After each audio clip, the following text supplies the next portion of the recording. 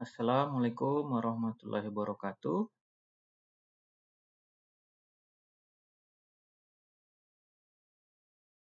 Untuk pelajaran kita pada pertemuan keempat, materi kuliah probabilitas dan statistik adalah tentang bagaimana kita mengatur dan membuat grafik data, ya. Nah, tentunya kita harus mengumpulkan data-data, ya, untuk kita sajikan ke dalam bentuk grafik.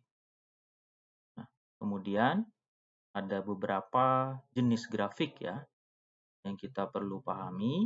Ada grafik batang, grafik lingkaran, grafik lambang, dan grafik garis. Sebagai contoh, bentuk grafik batang adalah merupakan, contoh ini adalah bentuk gambar dari grafik batang, ya.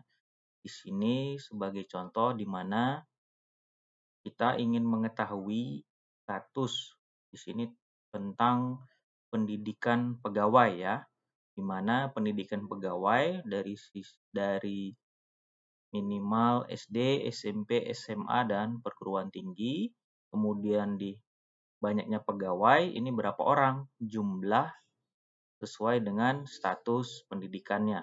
Ini merupakan gambar bentuk grafik batangnya, ya. Nah, kemudian ini adalah gambar bentuk grafik lingkaran. Nah, dari data yang ada, yang sama, di sini kita mengetahui presentasi jumlah pegawai yang lulusan SD, SMP, SMA, dan perguruan tinggi dibuat ke dalam bentuk grafik lingkaran. Kemudian bentuk grafik lambang. Nah, di sini lambang adalah seperti ini lambangnya, di mana misalnya untuk lulusan SD ada 5 orang, SMP ada 4, SMA ada 2, perguruan tinggi ada 1, ya, sehingga lambang ini bisa kita jumlahkan. Nah, ini adalah bentuk grafik dari sisi lambangnya. Lambang seperti apa, ya. Kemudian ini adalah gambar dari contoh bentuk grafik garis, ya. Jadi grafik garis ini dia merupakan gambar dari grafik garis. Jadi dari data yang ada kita sajikan dan kita bentuk ke dalam bentuk grafik garis. Nah, kemudian ini saya ambil satu case, ya, langkah-langkah dalam membuat grafik batang dengan Microsoft Excel. Yang pertama, kita sorot range datanya. Kedua, kita klik tombol perintah insert kolom pada ribbon insert.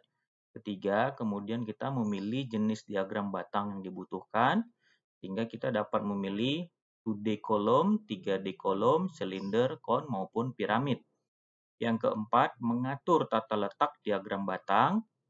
Kelima, kemudian memilih data menggunakan fitur select data dengan klik kanan, diagram batang, pilih select datanya. Kemudian keenam, mengubah judul diagram batang dengan mengklik 2 kali judul, ya. Nah, inilah contohnya, ya. Misalnya kita melakukan tadi dengan menggunakan Microsoft Excel, ya. Kita interpretasikan data yang ada ke dalam bentuk grafik batang, ya, atau diagram batang.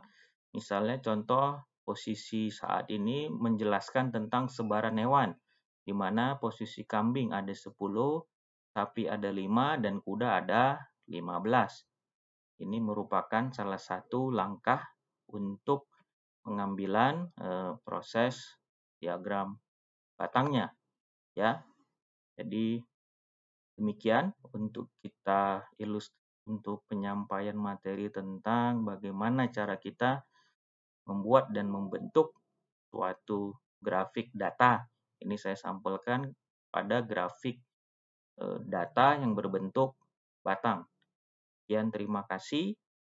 Assalamualaikum warahmatullahi wabarakatuh.